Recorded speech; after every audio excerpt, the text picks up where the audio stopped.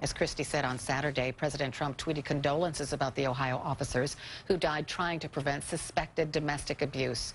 But the president also tweeted this about his disgraced staffer, Rob Porter, accused by 2 ex-wives of domestic abuse. Quote, "People's lives are being shattered and destroyed by a mere allegation. Some are true and some are false. Some are old and some are new. There is no recovery for someone falsely accused. Life and career are gone. Is there no such thing any longer as due process?"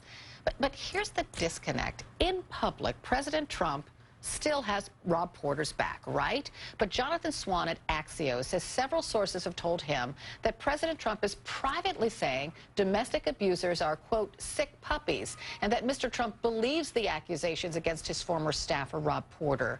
So why won't he say so in public? Joining me now is Congresswoman Gwen Moore of Wisconsin. Welcome.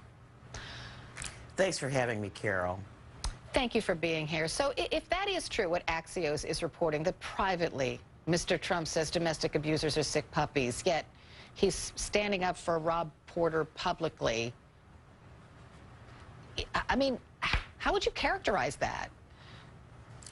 Well, you know, I would be generous if I were to just say he's tone deaf, but it's a deliberate decision to support these abusers for his own purposes. First of all, to mask his own behavior, and secondly, because he just doesn't think it's important. I mean, it's part of his Make America Great Again, back in the good old days when, in fact, domestic violence was a private affair and nobody's business, and what went on behind closed doors was really largely based upon what the man of the house wanted to happen.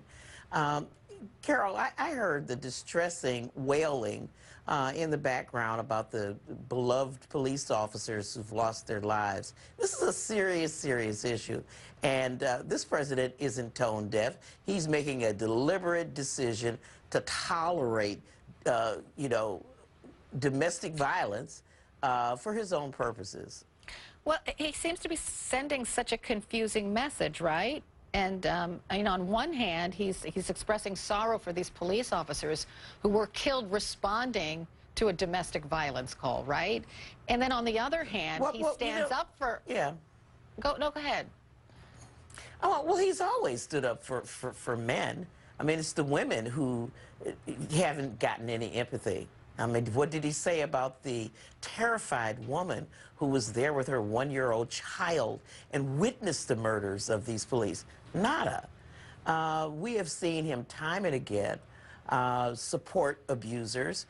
Just yesterday, Carol, I was hugged and held by a teenager who was the Wisconsin Page. Her and her mom saw them yesterday. So grateful to me for anticipating the arrival of Roy Moore in the Senate and trying to make sure that her daughter was protected from this predation.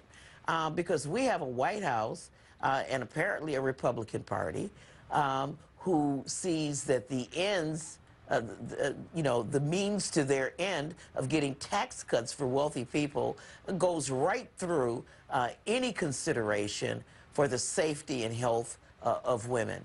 And it's an American tragedy. I have to leave it there. Congresswoman Gwen Moore, thank you so much for being with me. I do appreciate it. Thank you for being on this, Carol. And I'll continue to be. Thank you so much. President Trump